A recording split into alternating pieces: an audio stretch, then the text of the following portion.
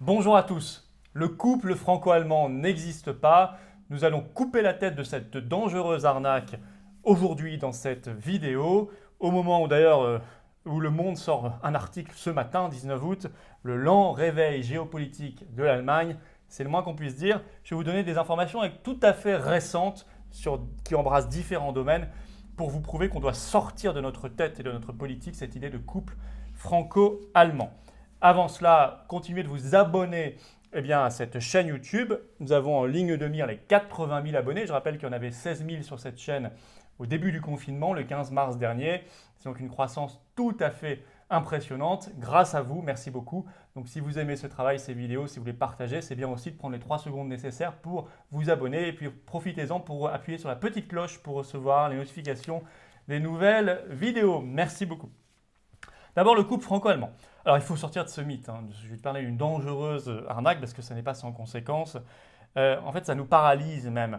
Ça nous empêche de nous penser, nous, France, Français, comme une puissance libre et indépendante. On fonctionnerait forcément par couple. Comme ça, on avancerait avec 4 pattes et 4 bras et 2 têtes, etc. Et ça n'est pas possible. Il faut qu'on puisse se penser comme une puissance indépendante.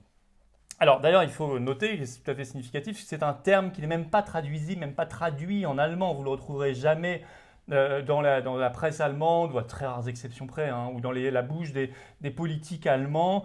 Alors qu'en France, depuis longtemps, ça dépasse largement Macron qui s'en est fait une spécialité, mais ça le dépasse bien sûr. C'est une obsession. C'est maladif côté français. Même pour les matchs de foot, on retrouve dans les tweets du président de la République, après la victoire, c'était en quart de finale, à l'époque du PSG, le 16 août dernier, la Ligue des Champions, on trouve ce tweet de félicitations d'Emmanuel Macron, je le cite, les demi-finales de la Ligue des Champions opposeront le PSG à Leipzig, il a gagné d'ailleurs, et l'OL au FC Bayern. À Bruxelles, comme sur les terrains, ajoute Macron, la France et l'Allemagne, moteurs de l'Europe, la chancelière ne m'en voudra pas de soutenir Paris et Lyon mardi et mercredi. C'est-à-dire que même quand il parle sport, football, Ligue des Champions, Macron ne peut pas s'empêcher de parler d'Europe, de Bruxelles et surtout du couple franco-allemand. Et il demande même, c'est sur le ton de l'humour, mais ça veut dire quelque chose psychologiquement, il demande même à la chancelière allemande de bien vouloir l'excuser de soutenir les équipes françaises. Enfin là, on est dans le délire total. Alors, 3 exemples très récents, plus sérieux, pour prouver que ce couple n'existait pas et qu'on doit en sortir. Sur la géopolitique, justement, sur la politique étrangère concernant la Turquie. Le 14 août dernier, Berlin, par la voix du porte-parole du gouvernement allemand Steffen Seibert, l'Allemagne a annoncé prendre acte, tout simplement, du renforcement de la présence militaire française en Méditerranée orientale. Vous savez, je vous ai fait une vidéo spécialement sur l'affaire entre la Grèce et la Turquie, ce que doit faire la France. Et en fait, l'Allemagne a été extrêmement prudente, voire semblait donner le sentiment de désapprouver l'action française. Je cite toujours Berlin.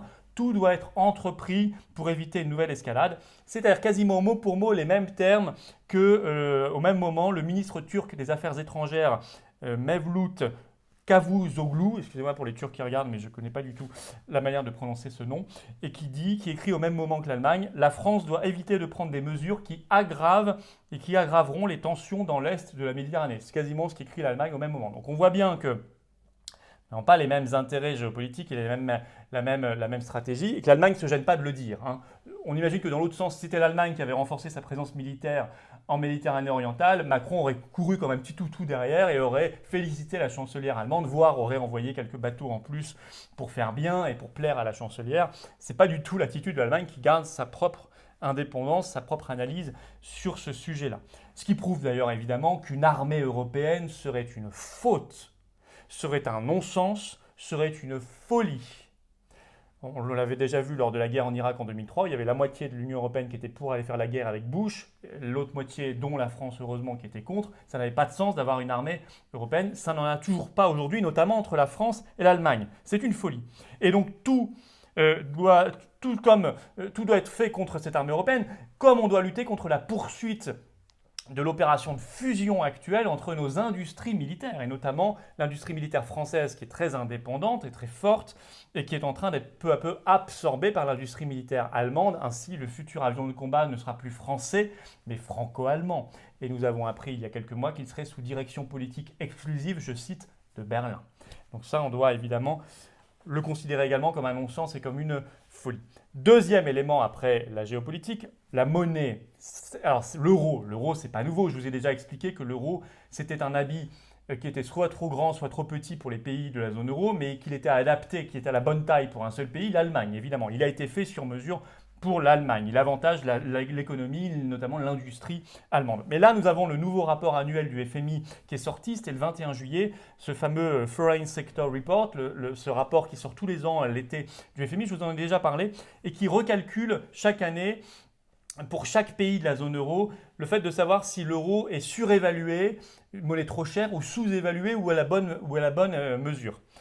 Et il trouve cette année une nouvelle fois qu'il est surévalué trop cher pour la France. Il estime cette année qu'il l'est de 4,1% et sous-évalué, c'est-à-dire qu'il donne un avantage comparatif permanent à l'Allemagne de 16%. Si vous ajoutez 4,1 à 16, ça fait 20,1%. On tombe toujours sur ce chiffre-là à peu près. C'est-à-dire qu'en permanence, rien que par le fait que nous partagions la même monnaie qui s'appelle l'euro, alors que nous devrions, vu que nous ne sommes pas les mêmes pays, avoir deux monnaies nationales différentes, l'Allemagne a un gain de compétitivité permanent, quoi qu'elle fasse et quoi qu'on fasse, de 20,1 points sur la France. C'est-à-dire qu'on s'est accroché un boulet au pied en permanence, ce qui explique l'immense majorité de notre désindustrialisation et de notre déficit commercial abyssal depuis que nous sommes entrés dans l'euro, et ça s'est très nettement accéléré depuis que nous sommes dans la monnaie unique. Donc l'euro, on devrait d'ailleurs l'appeler le Deutsche Mark. C'est un gros Deutsche Mark et c'est tout. Et donc, comme une armée commune, une armée unique, une monnaie unique est également une faute, un non-sens, une folie. Il faut un nouveau franc et des nouvelles monnaies nationales, ce qui passe évidemment par le Frexit, la sortie de l'Union européenne et la sortie de l'euro. J'ai envie de dire, le plus tôt sera le mieux. Le plus tôt sera le mieux. Vous savez que l'euro, c'est comme au restaurant, c'est le dernier qui sort qui paye l'addition. Troisième exemple récent, c'est sur la politique commerciale et notamment le libre-échange. Et notamment l'accord de libre-échange entre Mercosur, c'est les pays d'Amérique du Sud, dont le Brésil, et l'Union européenne.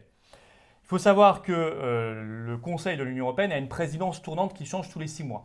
Depuis le 1er juillet jusqu'au 31 décembre prochain, nous sommes en présidence allemande. Et l'Allemagne, dans une feuille de route qui avait été publiée le 22 avril dernier, a dit que sa priorité, ce serait, je cite, une politique commerciale ouverte, ambitieuse et équitable. Qu'est-ce que ça veut dire ? Ils ont précisé continuer à travailler, je cite, sur des accords commerciaux bilatéraux ambitieux qui protègent les investissements. Qu'est-ce que ça veut dire encore ? Ça reste la novlangue. Ça veut dire qu'ils veulent, et ils l'ont précisé concrètement, faire aboutir des nouveaux accords de libre-échange entre l'Union européenne et l'Indonésie, l'Australie, la Nouvelle-Zélande. Ça, c'est pour 2021. Ils veulent que ce soit conclu en 2021. L'Allemagne souhaite également avancer avec le Mercosur. On va y revenir. Elle souhaite moderniser son accord de libre-échange, l'accord de libre-échange de l'Union européenne avec le Chili, et même reprendre les négociations entre l'Union européenne et l'Inde, et continuer à avancer sur l'Union européenne et les États-Unis. Donc on voit que l'Allemagne veut vraiment accélérer le libre-échange à toute vitesse. Alors qu'au même moment en France, vous avez les grands discours macronistes sur le protectionnisme. Enfin, il ne dit pas encore protectionnisme, mais il dit relocalisation, rapatriement de l'activité industrielle, etc. Ce qui ne peut se faire notamment que par le protectionnisme. Bon. Et notamment sur cet accord avec le Mercosur, le 23 août 2019, il y a un an, la France annonçait officiellement qu'elle retirait son soutien à cet accord de libre-échange entre l'Union européenne et le Mercosur. Pourquoi ? Parce qu'à l'époque, Emmanuel Macron mettait en avant l'inaction du président brésilien Bolsonaro dans la lutte contre les feux de forêt d'Amazonie. Et d'ailleurs, à ce moment-là, déjà il y a un an, le porte-parole du gouvernement allemand avait critiqué cette position française en disant, je cite, « S'opposer à cet accord Union européenne-Mercosur n'est pas la réponse appropriée ».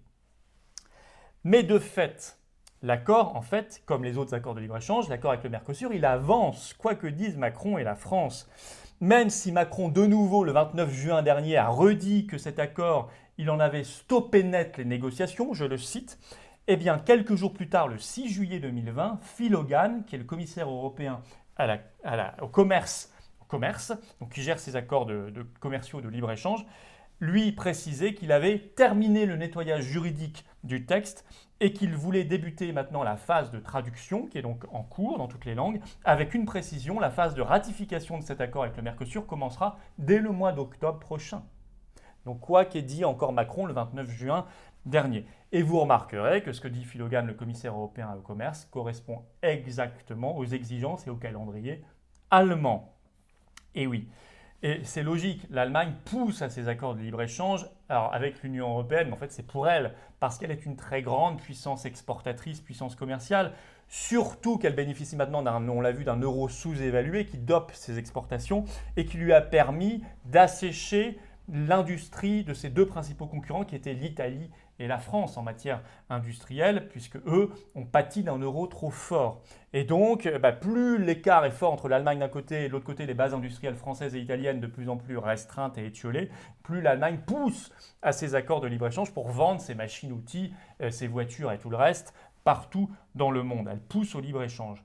Donc là aussi, nous n'avons pas du tout les mêmes intérêts. Donc une politique commerciale unique entre la France et l'Allemagne, et notamment via l'Union européenne, est également une faute, un non-sens et une folie. Nous devons avoir notre stratégie commerciale pour réindustrialiser la France et pour avoir une vraie politique efficace pour l'emploi. Ça passe également évidemment par la récupération de notre souveraineté commerciale et donc par le Frexit. En réalité, il y a bien un couple franco-allemand, mais c'est un couple esclave-maître. Le maître étant évidemment l'allemand, l'esclave pour le moment le français. Il faut donc en sortir, et déjà dans nos têtes, je vous le disais, cessons de penser comme ça. Pensons-nous libres, indépendants. Ouvrons les yeux sur la politique d'hégémonie et de domination de l'Allemagne. Le Monde, je vous disais, titre aujourd'hui le lent réveil géopolitique de l'Allemagne. Il n'est pas si lent que ça. Et on est plus qu'à la phase de réveil. Évidemment, de plus en plus, on ne devrait plus dire Union européenne, on devrait dire Empire germanique.